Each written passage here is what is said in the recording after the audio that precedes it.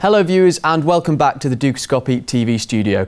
I'm Ben Jones and alongside me today is Eva Zaki, a financial advisor and blogger. Eva, thank you very much for coming in today. Hello Ben, thank you for having me. Not a problem. Now I'd like to begin by talking about arguably one of the biggest stories of 2013 to affect the currency markets, the Fed's decision to begin tapering. Now you've spoken about this a lot in your blog and you've outlined your belief that you feel it wasn't as big a story as people were making out, it wasn't as dramatic. Can you explain why this is? Yes, well, the Fed is a gigantic communication machine and it's using buzzwords like taper, like dial down, exit, lift off and things like that. But let's stick to facts.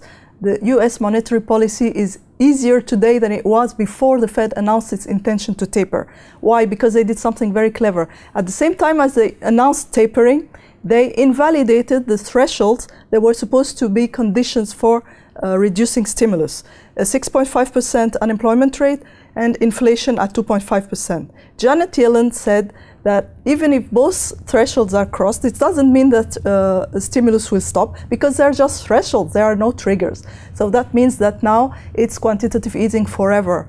And the markets have understood that very well. That's why they're still celebrating the news, because they understand that a policy is going to be easier, not tighter. So it's a communication game.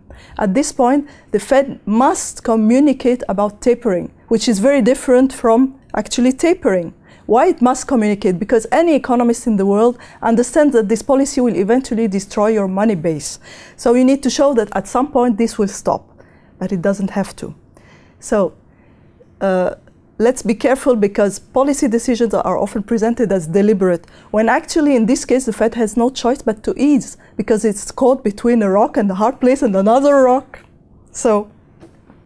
Okay, now many people are predicting that the Fed will continue to taper at the same rate, $10 billion for each meeting as we go forward into 2014. Now, do you agree with this prediction? And if so, how do you think it will affect the currency markets? 4 facts here. Only facts. Let's look at facts. The Fed makes and breaks its own rules.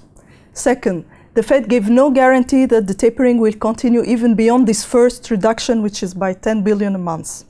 Third, the economic outlook for 2014 is sobering. There is no way it is going to give that many incentives for further tapering. And lastly, the recovery is overrated, be it only because it's mostly bought on credit. So what does that mean for currency markets? Of course, you find many bullish forecasts on the dollar, and thus it's justified. Although we've seen that it hasn't rallied so far as much as it could have since the tapering announcement, because markets didn't interpret it as the beginning of a sustained tapering cycle. But it's safe to say that the dollar will hold firm against the G7 currencies with similarly dovish central banks. For example, the euro was strong in 2013 because of restrictive ECB policies, but this might not continue because Mario Draghi is also under enormous pressure to start quantitative easing European style. Because the inflation rate in Europe is 0.8, so everyone is asking, why don't you start? And he will, of course, use LTROs, long-term refinancing operations, and the euro will weaken. But he is also caught between a rock and a hard place, and these are Germany and the markets. So the euro will weaken, the yen is seen tumbling to 110 to a dollar. G7 currencies also weakening due to the central banks. Emerging currencies may recover some of the ground they lost after the sell-off they underwent when the Fed first hinted at tapering in May last year. But this will also depend on their export performance and on the perception of growth in 2014. Chinese reforms, the liberalization of the renminbi, and the real extent of the US recovery. But of course, if US Treasury yields keep moving up, this would put enormous pressure on emerging currencies. Okay, and finally, another story that's expected to make headlines throughout 2014 is the potential rate hikes from other central banks. Now, could you describe some of the countries that you think are most likely to do so and how it will affect the markets as well?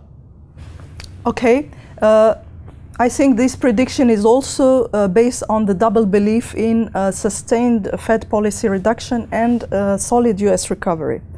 Now, you can read everywhere that the US economy ended 2013 on a strong note, but not strong enough to withstand higher interest rates. There is always this but. Also, the Fed clearly announced that the tapering will continue, but that there will be no rate hike until at least 2015, and it will be zero rates. Finally, there has been no rate hike in 5 years, despite a bullish rhetoric on recovery. So what does it mean? The point is to keep inflation expectations low so that long-term rates don't go out of hand again, because that's the single most dreaded factor in the markets. The point is to keep inflation expectations low so that long-term rates don't go out of hand again. This is the single most dreaded factor. So for the US, what you do is you keep rates low in order to maintain a borrowing capacity, and you keep borrowing so you maintain keeping rates low. So what other central banks will do?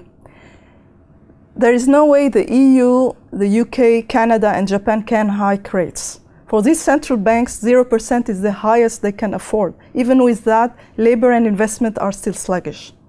The situation is a bit less obvious in countries with current account surpluses.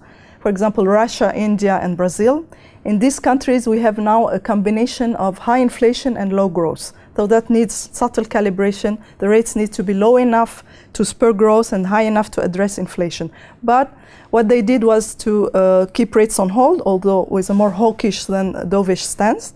But they're out of a cycle of quantitative easing that didn't prove as effective, because actually it couldn't spur demand. So, but then again, these are current account surplus countries that can afford some inflation. Okay, Eva, thank you very much for joining us today. Thank you very much. And thank you, viewers, for watching. Make sure you stay tuned to Dukascopy TV for more updates and exclusive interviews. But for now, goodbye.